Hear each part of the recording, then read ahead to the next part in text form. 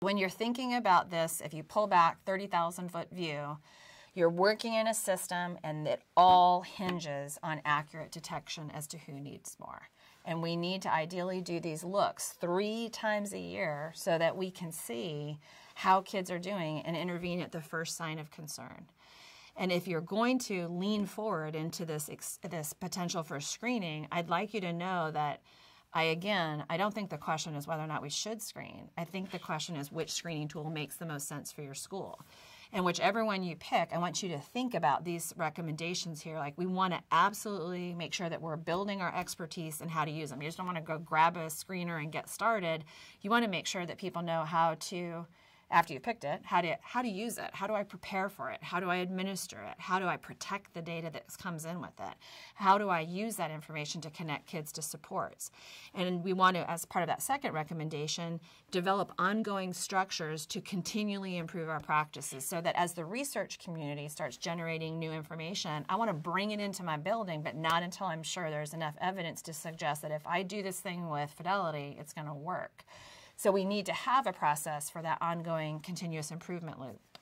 In terms of screening in a responsible fashion, there are wonderful resources available through like MyBlissy and through Patton and through OSAP Technical Assistant Network in Kansas. There's lots of different places in the PBIS network. There's plenty of places you can go to read more about this, but you absolutely want to make sure that you know your state and local laws about screening and how that works, and you want to make sure that you're screening in a very responsible fashion. Screening data should not be kept on individual people's laptops or boxes. You want these to be unsecured secured servers. You want to make sure that they're protected. These data should never be emailed.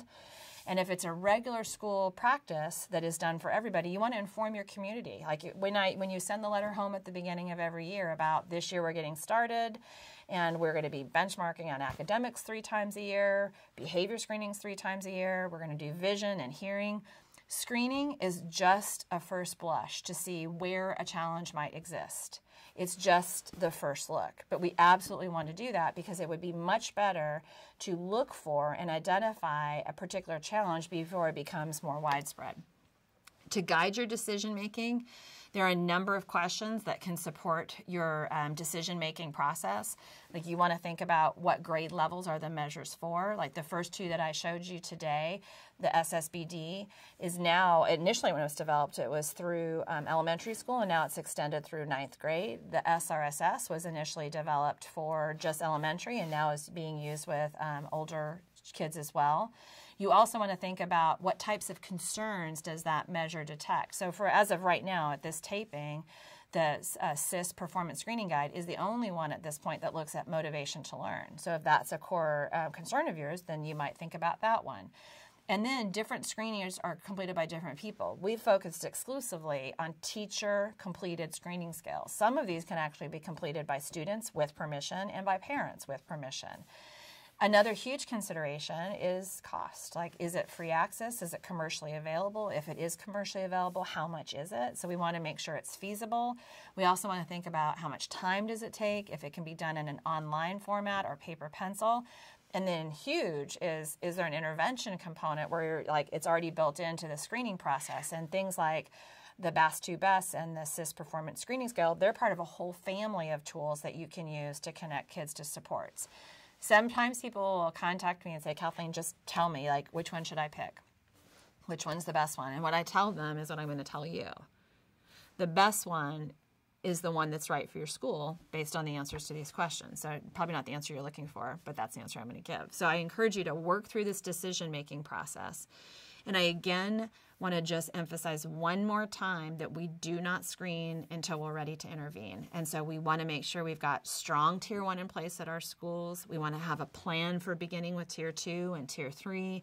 We want to make sure that we're not doing all this at the exact same time so we don't overwhelm our system, but we want to have a plan.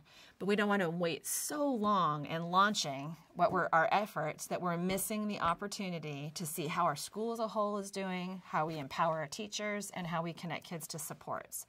And through any training effort that you're going to go through, I'd like you to remember that there will always be more to learn. There's new advances all the time, and we want to make sure that we're staying current on what is current. So as you're thinking about building, multi-tiered systems of support, I really want you to remember that it's not just I build it and I let it go. It's like I build it and I'm going to continue to revise it based on the new information that's coming from the scientific community.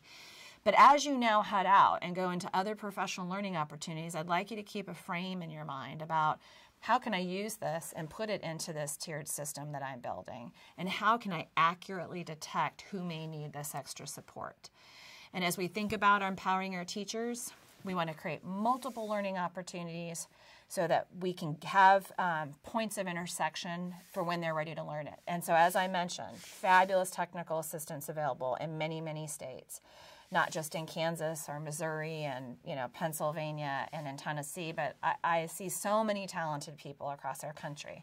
I just want to make sure people are intentional about what they're getting and that they're getting information that's been vetted so we can move things forward in a very coordinated way.